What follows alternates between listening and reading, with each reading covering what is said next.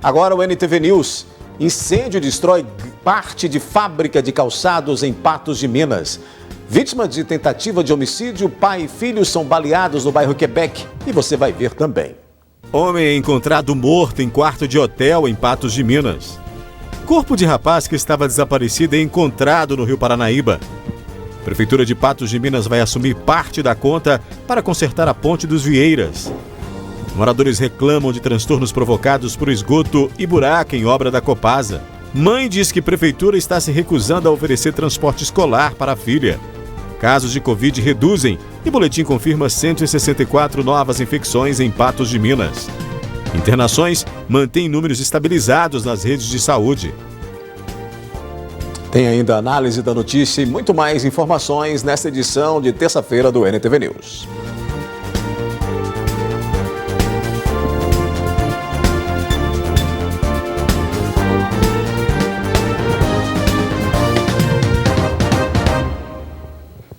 Um homem foi encontrado morto na manhã de hoje no quarto de um hotel na região central de Patos de Minas. O corpo desse homem foi encontrado no banheiro de um quarto de hotel que fica no centro da cidade aqui de Patos de Minas. A chamada para a Polícia Militar foi por volta de 1h40 da tarde. Este homem aí tem 34 anos de idade. Ao meu lado está o aspirante Almeida. Aspirante, então os próprios funcionários desse hotel acionaram a Polícia Militar, dizendo então que ele teria chegado neste local na última quinta-feira, teria sido visto por último sábado e ontem então que ele deveria sair do hotel, ele não foi visto. Justamente, né? A Polícia Militar foi acionada e ao chegar no local, né, segundo informações dos funcionários desse hotel, ele deveria ter realizado o check-out por volta de meio-dia. Então, após esse horário, né, diante de diversas tentativas sem sucesso de contato com esse hóspede, os funcionários adentraram no quarto e já na região interna verificaram que o hóspede estaria caído no banheiro, entre o box e o vaso sanitário. A polícia deslocou lá, aparentemente não havia sinais de violência e a perícia foi acionada.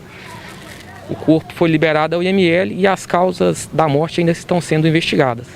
Aspirante, um fato que chamou a atenção é porque ele seria natural, então, da cidade de Araxá. No entanto, na ficha de cadastro desse hotel, ele acabou informando que ele seria natural de um outro estado. Na verdade, ele consta na ficha de ingresso no hotel que ele seria natural de Araxá, porém, atualmente reside na cidade de Porto Alegre, né, no estado do Rio Grande do Sul.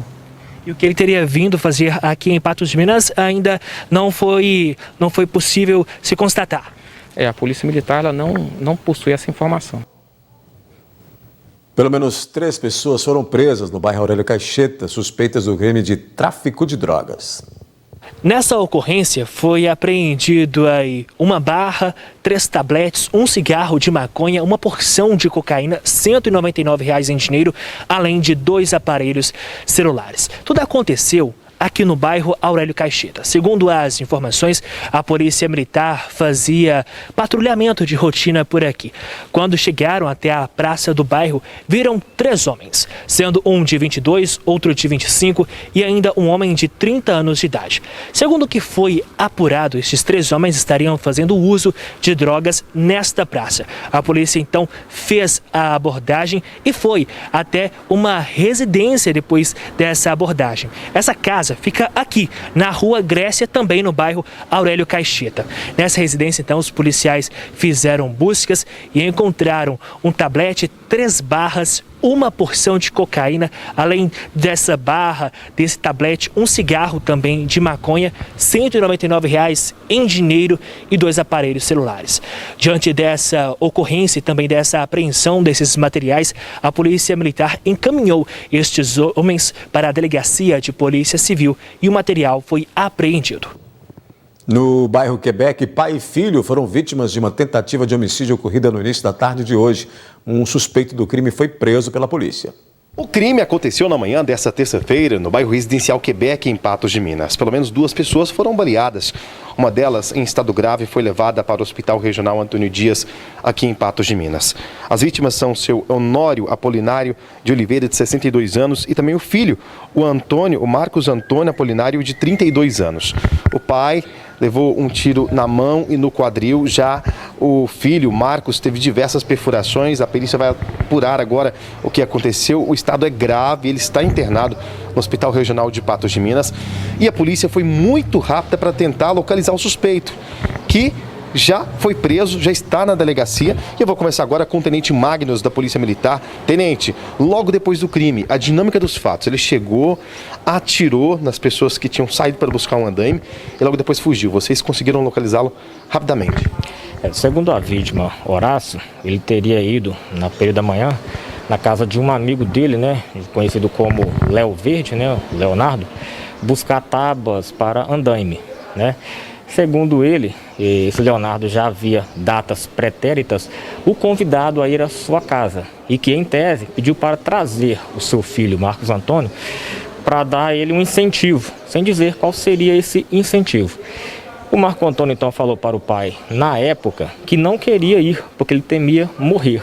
Então tudo indica que já havia algum atrito entre eles, aparentemente. Só que desta feita, o Leonardo ligou novamente para o Horácio e pediu que ele fosse buscar essas tábuas, né? E o Horácio assim fez, acompanhado do seu filho.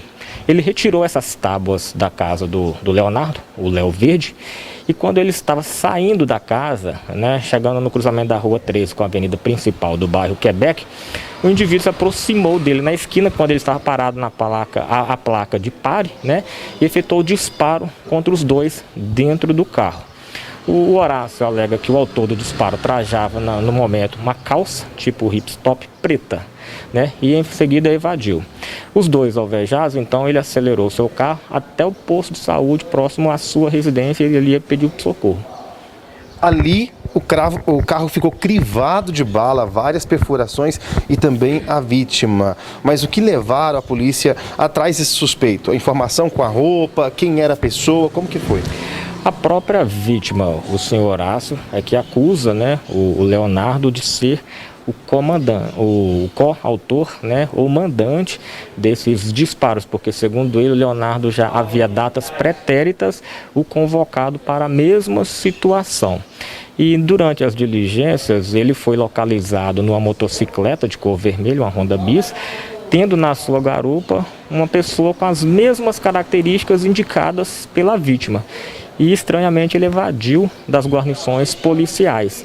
Ele foi localizado posteriormente em uma das residências de pessoa de bem, pessoa não envolvida, mas não quis se envolver por medo. Ele escondeu essa motocicleta na casa dessa pessoa e pulou o muro de várias residências em fuga, né, das guarnições policiais.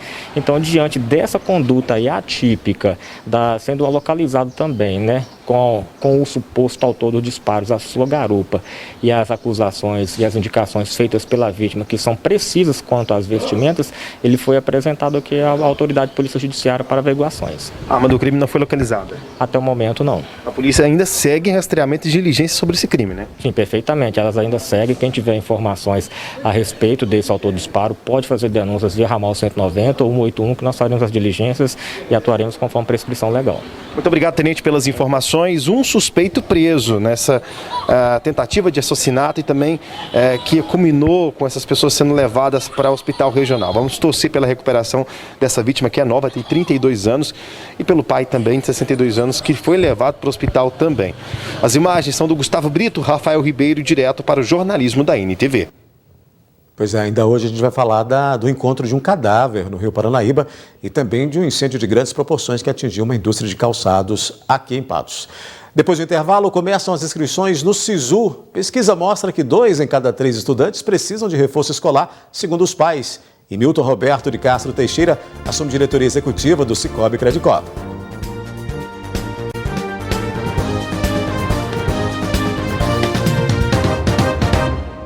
Estão abertas as inscrições do Sistema de Seleção Unificada, o SISU, para o primeiro semestre deste ano.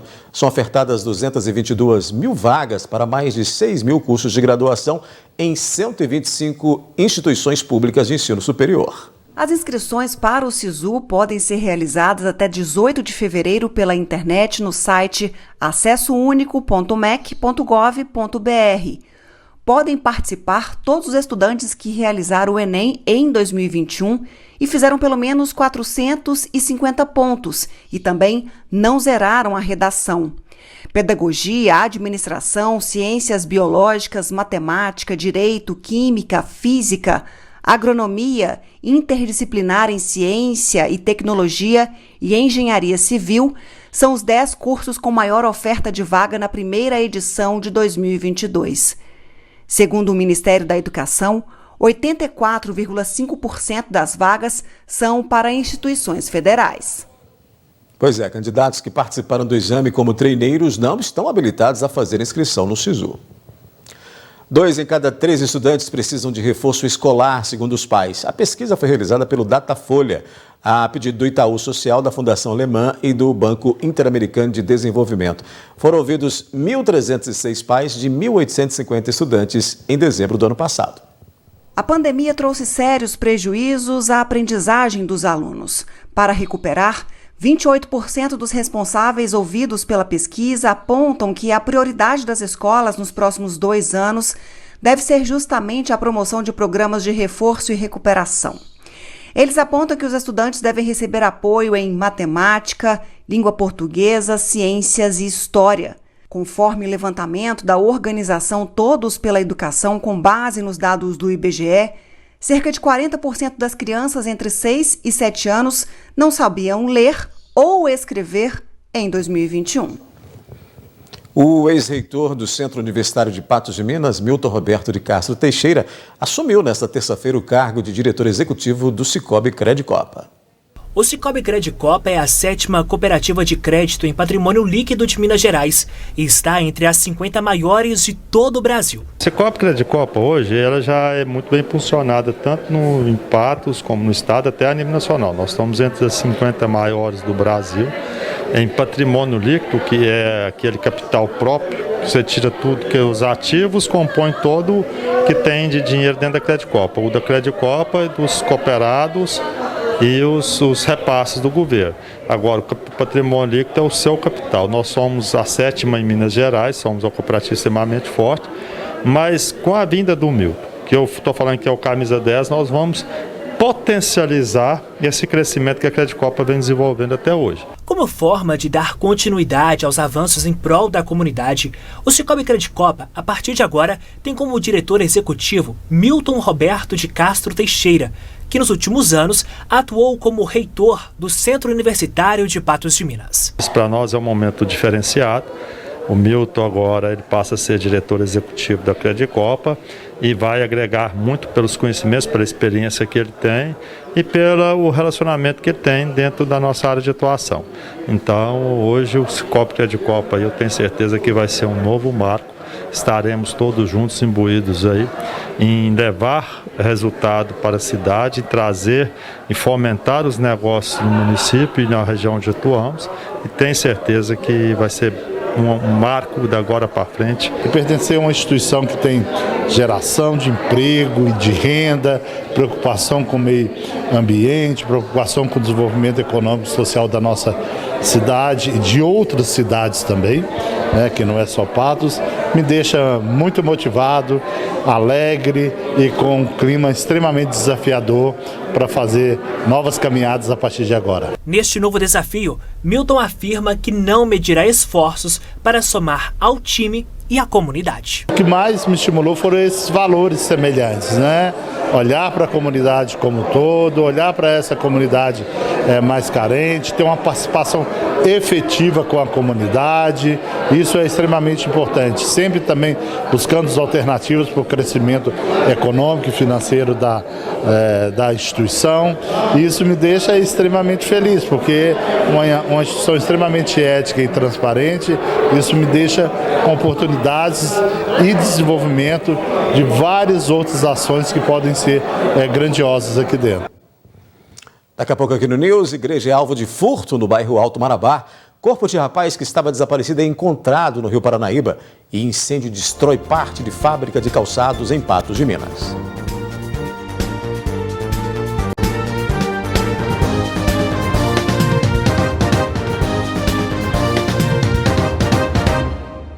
Parte do prédio de uma indústria de calçados pegou fogo no início da tarde desta terça-feira em Patos de Minas.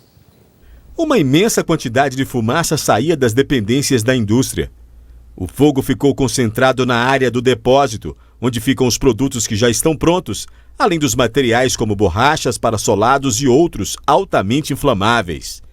Equipes do 12º Batalhão do Corpo de Bombeiros trabalharam intensamente no local. O Corpo de Bombeiros foi acionado em torno de meio-dia e 30, meio-dia e 40, em relação a que está ocorrendo um incêndio aqui no bairro Nova Floresta, né, divisa com Novo Horizonte. Um incêndio aí provavelmente iniciado aí, segundo informações aqui no local dos próprios proprietários, referente a inversores de energia elétrica. Prontamente, viaturas de todo o Corpo de Bombeiros aqui de Patos de Minas, cerca de 7 viaturas, deslocaram para o atendimento, né, para ajudar nas questões do combate a incêndio. Também alguns caminhões-pipa também foram encaminhados aqui no local para apoio. Este funcionário contou que estava almoçando quando percebeu que o fogo tomava conta de toda a estrutura. Junto com outros colaboradores, ele disse até que tentou dar fim às chamas, mas que já era tarde. O fogo foi só aumentando, já chamamos o Corpo de Bombeiro, mas não conseguimos dar conta das chamas não, foi só aumentando. O colaborador afirmou ter visto que o incêndio teve início no sistema elétrico da fábrica. A central das placas fotovoltaicas, a central fica dentro do último barracão, do barracão de estoque. E eles fecharam curto. E dali foi só aumentando o incêndio. Passou para os volumes de estoque, aí descontrolou tudo, não teve como salvar nada. Trata-se de um galpão de aproximadamente 600 a 700 metros quadrados. O tipo de combustível aqui é cola, verniz, muitas botas, né, de sapato, enfim, o material combustível aqui é bem significativo. Nesta imagem, é possível ver que parte do teto da fábrica desmoronou em meio ao fogo. Foram horas de trabalho para dar fim ao incêndio, que provocou muita destruição. Entre os funcionários, o sentimento era de tristeza. O Evandro, por exemplo, trabalha na empresa há mais de 30 anos e lamentou a ocorrência do incidente que provocou um grande prejuízo. É lamentável, né? Infelizmente aconteceu incêndio aqui no horário do almoço, né? A gente não sabe ainda o que aconteceu, mas é uma empresa que dá mais de 100 empregos diretos, né? E a gente fica muito triste. Eu trabalho aqui há 35 anos, sou representante comercial da empresa, desde que ela começou. E a gente nunca espera uma coisa dessa, né? Infelizmente muito triste. É uma coisa que a gente não deseja para ninguém, né? É muito ruim. A gente aqui, os funcionários, todo mundo muito abalado, muito triste, vendo até o nosso patrão aqui, junto aqui, a gente vê passando esse trabalho todo. Quando fizer funcionário de muitos anos, aqui a gente trabalha aqui, funcionário de 30 anos, 25 anos de empresa. A gente está aqui há muito tempo, a gente fica muito assim, muito abalado, muito chocado, né? A gente acha muito ruim, que é uma perda, como se diz, muito grande, tanto sentimental como material, né? É muito ruim a gente estar vendo isso. Pois é, para você ter uma ideia do tamanho do incêndio, até o final da tarde de hoje ainda era possível ver uma imensa quantidade de fumaça saindo do local, né? De acordo com o Corpo de Bombeiros, o fogo atingiu cerca de 600 metros dos 2.300 metros da fábrica. Foram aí gastos cerca de 200 mil litros de água e pelo menos 21 militares tiveram que participar do combate a esse incêndio. Toda a estrutura precisou ser isolada por causa do risco de colapso. O corpo de um homem foi encontrado no Rio Paranaíba na tarde de hoje. Familiares de Valdeci Pacheco de Magalhães, de 35 anos, acompanharam o resgate do corpo. Os primeiros a encontrarem o cadáver do homem foram os moradores próximo ao rio. Um irmão da vítima veio mais cedo ao rio para verificar a denúncia. Valdeci estava desaparecido desde a última sexta-feira, dia 11. Ele teria sido espancado na noite em que desapareceu. Nós tínhamos já informações de data anterior que essa vítima teria sido violentada, né, teria sido batido nela e que talvez ela tivesse sido jogada em algum local ou até mesmo no rio. Continuou então as buscas, o Corpo de Bombeiros fez suas buscas, mas naquele primeiro momento não localizou. Na data de hoje, a Polícia Militar tomou conhecimento desse fato e nós, a Polícia Civil, também tomamos conhecimento e viemos então ao local onde foi encontrado um corpo. Cerca de 4 dias depois, o desaparecimento dessa suposta vítima, que teria sido espancada, Populares disseram que havia um corpo aqui no final do bairro Nossa Senhora Aparecida. Próximo, é um beco que fica próximo à rua Jesus de Nazaré. E a nossa reportagem vai acompanhar o trabalho do Corpo de Bombeiros e da Polícia Militar e também da Polícia Civil, que já chegou com uma equipe de perícia técnica. Eles estão lá embaixo. Nós não fomos autorizados a chegar muito perto. Mesmo que existam alguns curiosos ali, a gente vai respeitar a polícia. E o fato é, esse corpo pode ser dessa vítima que estava desaparecida há cerca de 4 dias. E a gente vai confirmar essa informação daqui a pouquinho, conversando ali com a perícia, conversando com o delegado e a família, que também vai fazer o reconhecimento dessa suposta vítima de assassinato. Vamos lá embaixo, chegar um pouco mais perto. Populares viram um corpo às margens do rio, né? Reconheceu como sendo do irmão aí do solicitado, avisou a ele e ele se fez presente. À distância, em tese, ele reconheceu como sendo do seu irmão e fez acionamento da Polícia Militar. A família já tinha feito um boletim de ocorrência do desaparecimento dele. Ele era um indivíduo que, ao que tudo indica e o que foi passado pela família, tinha uma dificuldade por conta de uso de droga. Isso aí dificultou que ele poderia realmente ter desaparecido, mesmo tendo apanhado, mesmo tendo sido agredido, poderia ter ficado fora por algum tempo. Mas, se confirmado aqui a situação, nós temos aí um caso claro de homicídio consumado. Quando fomos ter acesso ao corpo, ele estava enganchado, né, numa cerca, uma cerca de arame, e o local dava uma profundidade mais ou menos de 1 metro a 1,5 metro, mais ou menos de profundidade. Nós fizemos a retirada desse corpo até a margem do rio, para dar um melhor acesso, para ser feito os trabalhos da perícia, né? O Corpo de Bombeiros, juntamente com a funerária e a Polícia Civil, acabou de fazer o trabalho técnico aqui. Inclusive, o corpo já foi colocado no carro da funerária e a família, em primeiro momento, fez o reconhecimento do suspeito, da vítima, né, que estava suspeita, e realmente confirmou que se trata da pessoa desaparecida na última sexta-feira. O reconhecimento técnico agora é feito no Instituto Médico Legal aqui de Patos de Minas, para onde a família vai encaminhar nesse exato momento. Para a polícia, ainda é fase de apurações. O que se sabe até agora é que a vítima encontrada morta no rio tinha mais de 100 passagens pela polícia. Ainda não há nenhuma linha de investigação. Porém, Valdeci pode ter sido assassinado pelo envolvimento com drogas. É o que acredita a família. Mas temos alguns pontos que são levantados pelos próprios familiares, de que ele realmente poderia estar sendo ameaçado por uma pessoa ou por várias pessoas. Agora, o importante agora é sedimentar a questão se realmente é ele que se encontra ali e, a partir daí, fazer todos os desenrolados da investigação para se chegar a um denominador comum, que é a autoria definida com a motivação e, no caso, a prisão desses indivíduos ou desses indivíduos que praticaram esse crime bárbaro.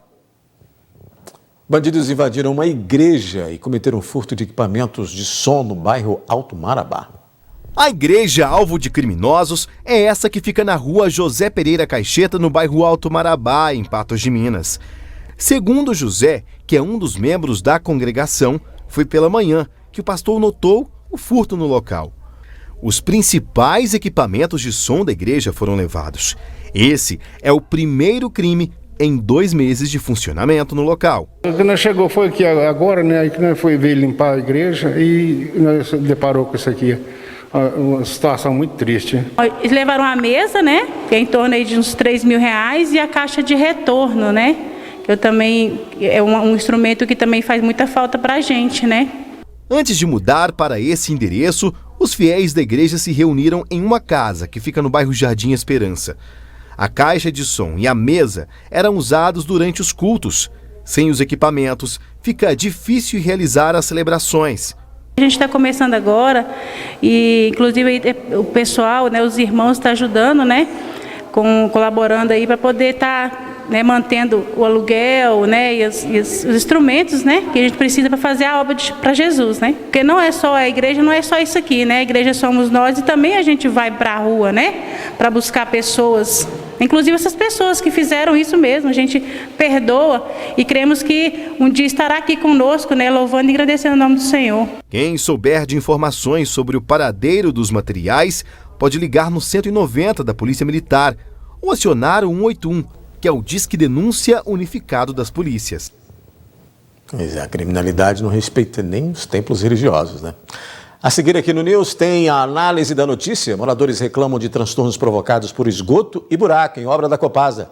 Mãe diz que a prefeitura está se recusando a oferecer transporte escolar para a filha. E você vai ver que a prefeitura de Patos de Minas vai assumir parte da conta para consertar a ponte dos Vieiras na BR-365.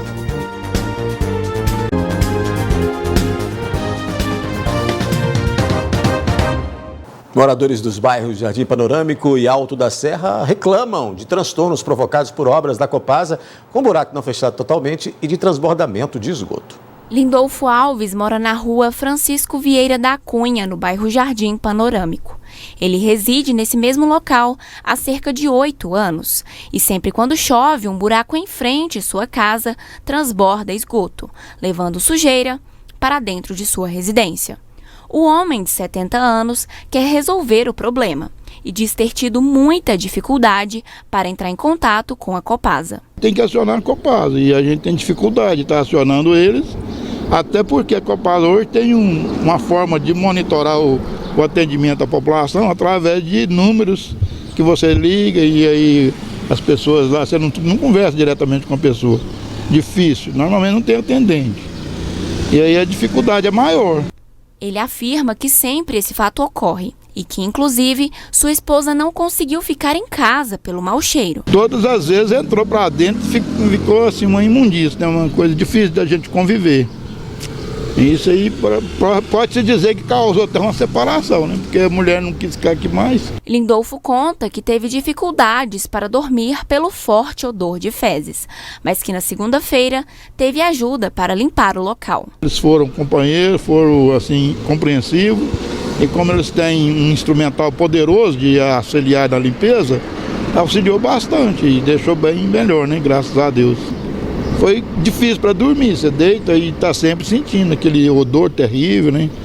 E você não sabe também se vai demorar a ser atendido, porque você procura aonde é o recurso e não tem. O homem gostaria que o problema fosse efetivamente resolvido, para não precisar se preocupar mais com a situação.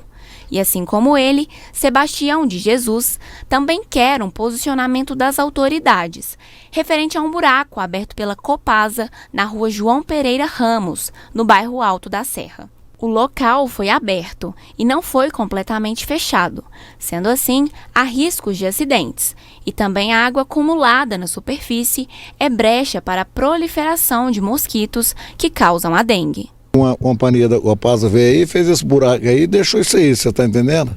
Já tem muitos dias, a gente passa aqui de carro e aí a hora que sai e suja a rua, suja a garagem, suja também, e também a gente bate aqui de uma vez, um dia o motoqueiro já caiu aqui, porque vem embalado de noite e a água tá e bate, e também essa água também pode dar mosquito da dengue, né? E a gente já está mais assim de idade e você sabe que a gente pode ficar perto de qualquer tipo de doença. Então, eu acho que a Copasa tem que tomar uma providência. Foi eles que fizeram essa rede de esgoto. Sebastião faz um apelo às autoridades e relembra que a Covid não é a única doença que precisa ser evitada. Doenças podem atacar gente velha, gente novo, todo mundo, né? E tem uma doença da dengue, ela é bem perigosa. Se a gente usa máscara e para evitar tudo, tem que evitar tudo. São duas situações, né? Em nota, a Copasa informou que técnicos da companhia estiveram na rua Francisco Vieira da Cunha, no bairro Jardim Panorâmico, nesta segunda-feira e realizaram o desentupimento da rede. Em relação à rua João Pereira Ramos, no bairro Alto da Serra, a empresa disse que a recomposição asfáltica, você acabou de ver aí o buraco, estava agendada para a tarde de hoje, né? No local, foi feita aí uma ligação de esgoto e por isso ficou aquele buraco ali. São assuntos para a nossa análise da notícia, abrindo aqui nessa terça-feira. Gui Boaventura comigo, boa noite, Gui. Boa noite para você, Odair, boa noite ao nosso telespectador. Situação da Copasa, reclamações que acabam sendo recorrentes, né? Pois é, eu fico observando isso aí e coincidentemente, né, toda vez que a gente busca uma resposta da Copasa, normalmente a gente pede isso na parte da manhã e eles sempre têm esse argumento de que os técnicos estiveram lá e que a resposta será dada à tarde, né? O conserto será feito à tarde. É sempre assim. E quando não tem a nossa participação ou a participação da imprensa, o buraco fica lá. Essa coisa do vazamento de esgoto, isso é coisa que precisa ser resolvida definitivamente. Não pode, sei lá, fui lá e desentupi a rede, mas a rede está entupindo por quê? É preciso resolver isso aí. Agora, essa situação da Copasa é assim, nós já temos uma promessa do prefeito aí para resolver esse assunto, né? Se ele não resolver, vamos ficar mais 30 anos aí padecendo desse tipo de tratamento, porque a Copasa é isso aí. Muito bem. Vamos seguir aqui. A Prefeitura de Patos de Minas, Gui, vai assumir parte da conta para consertar a Ponte dos Vieiras na BR-365. Apesar de ser uma estrada federal, o prefeito justifica que o maior prejudicado é o município. O maior prejudicado é o município de Patos, é toda a região, mas principalmente o município de Patos. Então os engenheiros do DENIT vieram no domingo, vieram ontem e hoje validaram a solução proposta pelo município. O município já começou a trabalhar aqui, ó, já trouxe todo esse material de contenção, essas pedras para cá hoje. A autorização deve chegar para o município de Patos hoje, para amanhã cedo a gente começar a obra, que a gente esperava que fosse um pouquinho mais rápida. Só a dispensa de licitação via governo federal, se fosse feita através do DENIT, no mínimo 20 dias. Então, é ter paciência e correr atrás. Então a Prefeitura vai assumir parte desses gastos. O prefeito diz entender que o maior prejudicado é o município de Patos de Minas, mas nós temos muitos municípios que estão sendo prejudicados com essa situação, né? Não, né, em relação a impedimento de trânsito na BR-365, o prejudicado é o Brasil inteiro. O trânsito do Brasil inteiro passa por aqui, nós estamos no entroncamento do país. Aqui vem, principalmente, vamos falar no transporte de carga, vem do Rio Grande do Sul, vem de São Paulo, vem do Paraná, vem da Bahia ou vai para a Bahia ou vice-versa, passando por aqui, pelo Triângulo Mineiro e pelo Alto Paranaíba. Essa 365 é uma das rodovias mais importantes que nós temos hoje no país. Agora, essa atitude do prefeito me deixa extremamente mais tranquilo, né? Porque foi tão rápido com um problema que não é dele, com um problema que não é do município, né? Deve ser rápido também com os problemas que nós estamos vivendo aí na zona rural, porque o que ele devia, na zona rural e dentro da cidade, né? Porque o que o prefeito devia fazer é uma injunção política para que o ministro lá dos transportes atendesse essa rodovia e atendesse também a BR-354, que está praticamente, não está interditada, mas está funcionando em situação precaríssima há mais de um mês e nenhuma providência ainda não foi tomada, a não ser uma providência tomada pela Prefeitura de Presidente Olegário, abrindo lá um desvio. Então, mas isso me deixa mais tranquilo, sabe? Essa tomada de posição do prefeito de Patos de Minas, isso traz tranquilidade. Tranquilidade para você que reclama aqui que a sua ponte, ou a ponte aí que dá acesso para a sua propriedade ou a sua comunidade na zona rural, rodou com a chuva e nós temos informação que são mais de 20 pontes que nós tivemos problemas com ela. E se o município tem essa capacidade e essa rapidez para solucionar um problema que não é dele, vai ter também competência e capacidade para resolver o nosso problema. Agora você pode tranquilamente cobrar a solução desse problema, porque você sabe que a Prefeitura tem capacidade para isso. Está metendo o bedelho onde não é problema dela, né? Está colocando a sua estrutura à disposição para resolver um problema que é do DENIT, né? E que é um problema, se é um problema de Patos de Minas, é um problema de Guimarães, de Patrocínio, de Varjão, de Montes Claros que passa por aqui, de Uberlândia que passa por aqui, de Uberaba, de Araxá, né? De Monte Carmelo, de toda essa região que usa efetivamente a BR-365, né? Que inclusive está prevista aí para o dia 18 de março o leilão da sua privatização, viu? Está previsto aí, vai privatizar.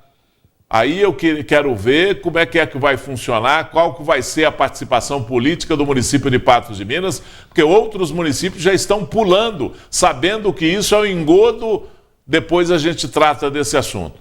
Mas essa efetividade do prefeito de Patos de Minas em relação a especificamente esse problema, deixa você aí, meu caro telespectador, você principalmente da zona rural, mais tranquilo. Você pode ter certeza que em tempo recorde a sua estrada vai estar funcionando, a ponte que caiu aí na sua comunidade vai estar de pé, porque a prefeitura tem capacidade para isso. Pois é, por falar em problema no município, a mãe de uma estudante do distrito de Major Porto que registrou o boletim de ocorrência, para que a filha possa contar com o transporte escolar. Ela reclama que a prefeitura tem se negado a oferecer o serviço desde o início do ano letivo. Maria Aparecida de Oliveira é mãe de 2 filhos e mora na Chapada da Serra Grande, que fica a 8 quilômetros de Areado. Neste ano, a mulher teve uma surpresa. Segundo ela, a prefeitura se nega a buscar a filha, que está no 9º ano, por meio do transporte escolar, para encaminhá-la até a Escola Major Augusto Porto. Desde a semana passada eu ligo no CEMED para ver se eu consigo que o transporte buscasse minha menina. Porque eles mudaram o transporte de rota sentido a Varjão de Minas, entrando na 365. E como a minha menina é a última do transporte, eles tiraram ela do transporte, que não pode buscar ela. E ontem eles me deu o resultado que eu tenho que levar ela até o transporte, da onde ela está saindo, só porque eu não tenho condições. De acordo com a mãe, já foram inúmeras tentativas para restabelecer o transporte, que era feito normalmente até o último ano. Eu acho que é um caso da prefeitura resolver isso para mim e eles estão me negando. Já tenho 8 dias que ela está sem a aula, ela está super preocupada, que ela gosta de estudar. E eu estou sendo muito prejudicada, porque eu tive que sair de cavalo hoje, vim para ver se eu consigo uma ajuda, porque só assim, talvez, as pessoas me ajudando, eu consiga alguma coisa, porque no telefone que eu tentei, eu não consegui. Ela chegou a falar para a diretora, a Rani Cássia, lá de Areado, e ela me passou o recado, porque na CEMED, eu liguei lá, não quis me atender pela última vez, me dar resposta. Nesta terça-feira, a mulher registrou um boletim de ocorrência e também encaminhará uma denúncia ao Ministério Público. Andei 8 quilômetros a cavalo, saí com escuro, meu cavalo tá lá no Areado. Meu filho me ligou que ele tá lá moiando, para ele buscar ele para trás, e ele ainda não teve jeito dele buscar ele, para mim poder tá procurando uma ajuda, porque eu sem ajuda lá, ajuda eu mudar de lá. Porque como eu vou mudar de lá se eu não tenho outra localidade? Eu não tenho parente no Areado. Eu estou procurando as pessoas para ver se elas me ajudam. Mas o prefeito tinha que olhar mais o meu caso, porque ele está muito injusto comigo. Nós pedimos resposta à prefeitura sobre essa situação dessa senhora, da filha dela que precisa do transporte escolar, mas ainda não recebemos informações sobre quais medidas deverão ser tomadas aqui. A gente pode supor, porque, e até pedir para essa senhora aí, para ter um pouquinho de paciência, porque o prefeito está ocupado com a ponte dos Vieiras, lá da rodovia federal, está lá ocupado, a prefeitura está fazendo esforços para arrumar a ponte, está envolvida com isso, está pensando nisso, gastando energia com isso. Eu penso que depois que arrumar a ponte vai resolver esse problema, sim, com muita facilidade. A ponte é muito mais difícil. Muito bem.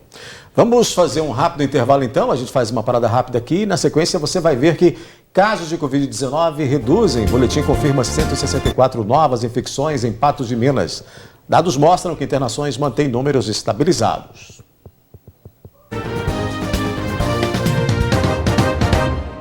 Uma pesquisa da Universidade Estadual Paulista busca o desenvolvimento de um anticoncepcional masculino.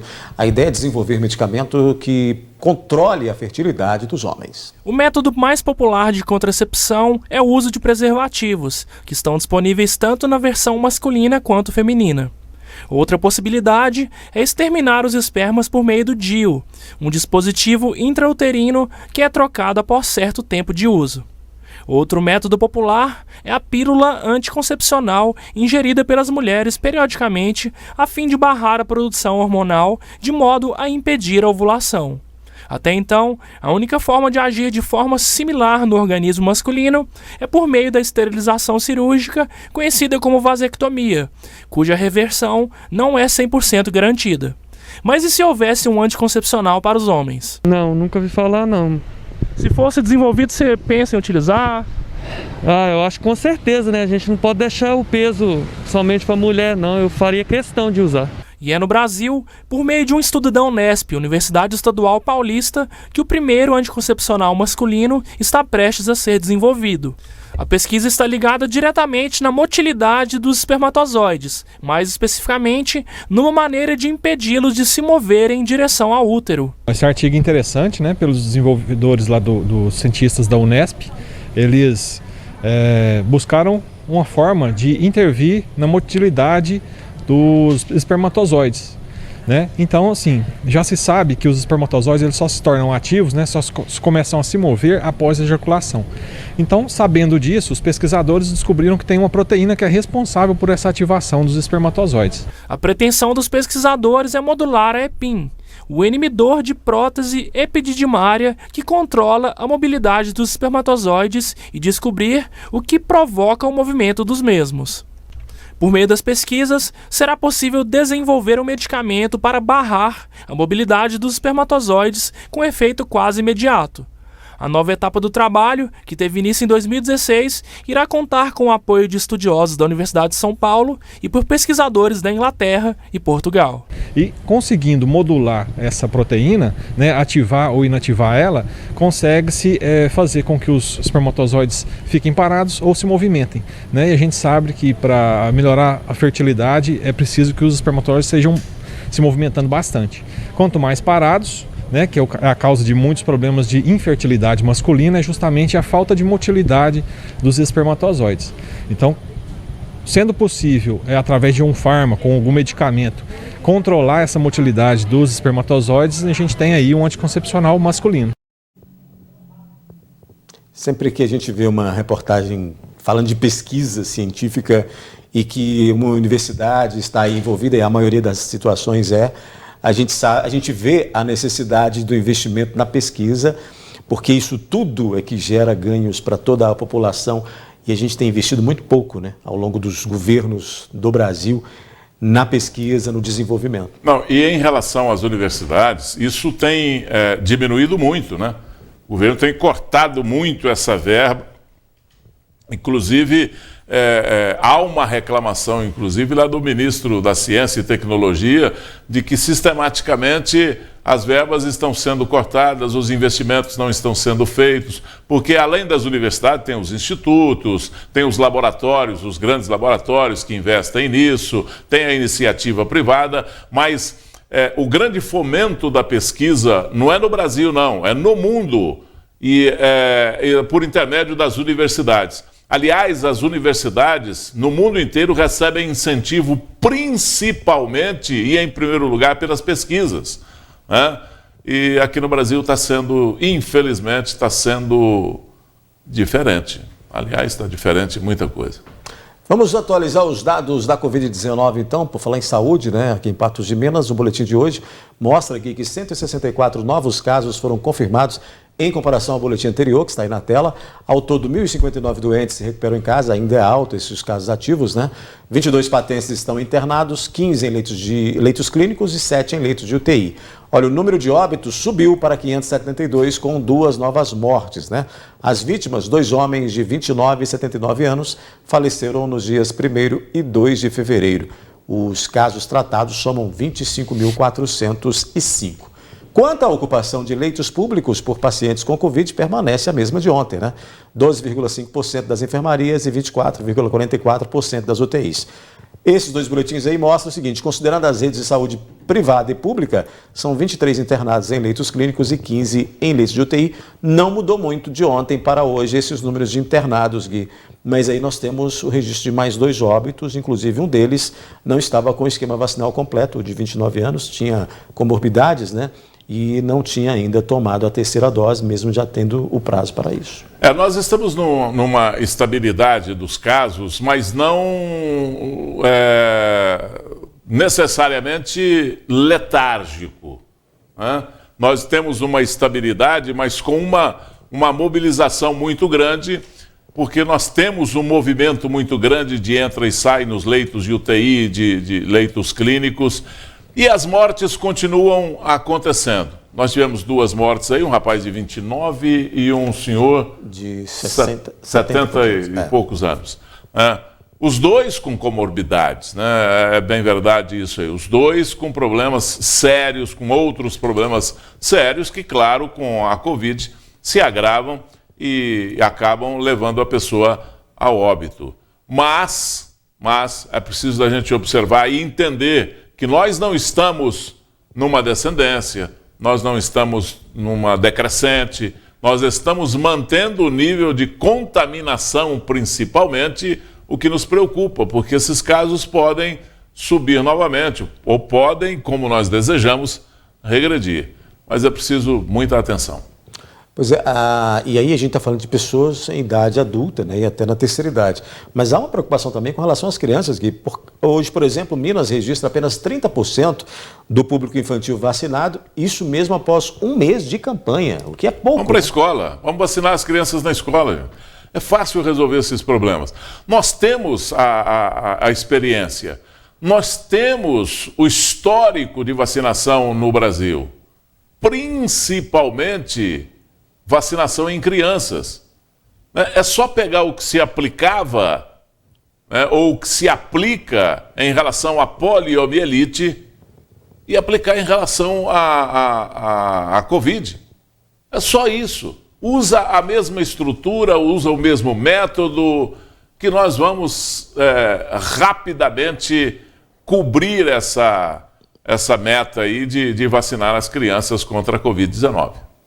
E olha que, na nossa época, era mais assustador, porque era um revólver, né? Era de pressão, né? Era uma pistola. Era de pressão. Não tinha esse negócio de agulha, não tinha nada. Encostava um revólver de pressão no braço e soltava aquilo. Era tão forte que o líquido penetrava pela força da pressão, né? Penetrava na pele da criança. Tanto é que é muita gente, você tem, que tem a marca da vacina no braço. Pois é, essa preocupação com as crianças, ela se justifica aqui porque especialistas estão apontando que acelerar a vacinação pode evitar 430 mortes de crianças até abril. E aí justificando que nós temos um número já elevado de crianças falecendo em decorrência da Covid-19. Não se brinca com isso, né? Não se brinca. Não se brinca com esse tipo de coisa. São 430 mortes, 430 crianças. Mas em relação ao número total de mortes no Brasil, isso é um percentual muito pequeno, mas é muito representativo. Uma vida vale muito. Quanto vale uma vida? Se você puder evitar a morte de 430... sabe... Não pode relativizar a morte, né? Vale qualquer esforço para isso. Essa semana a gente comentou aqui com relação à linhagem, a sublinhagem da Ômicron. E olha, em Rio Doce, na região do Rio Doce, a Secretaria de Estado de Saúde já identificou a presença, aquilo que você tinha dito. Já está, a gente aqui não sabe, não identificou. Exatamente, ainda. Né? Rio Doce, Minas Gerais, já temos aí essa identificação. Já está, essa subvariante já está, ela já é uma realidade no Brasil. Quando descobre em 3 países, a gente já sabe que isso está no mundo inteiro, não tem como, foi assim com toda a variante, foi assim com o primeiro vírus, foi assim com as outras variantes, né? Então não adianta. Ela já está aí e possivelmente está vindo outra aí na mesma linha dessa aí.